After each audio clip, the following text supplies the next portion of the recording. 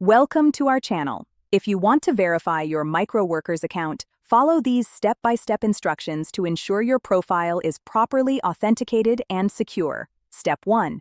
Open your web browser and navigate to the Microworkers website or open the mobile app. Make sure you are logged in with your account credentials. Step 2. Click on your profile icon or avatar, usually located in the top right corner of the page. From the drop-down menu, select Settings or Account Settings.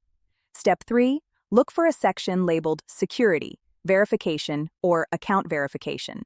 This is where you'll find the options to verify your account. Step 4.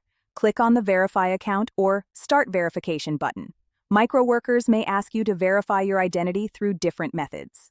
Step 5. Choose your preferred verification method. Common options include email verification, phone number verification, or document upload, such as a government-issued ID.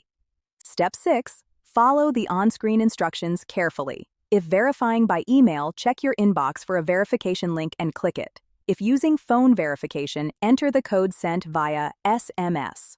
Step 7. If Microworkers requires document verification, upload a clear photo of your ID or other requested documents.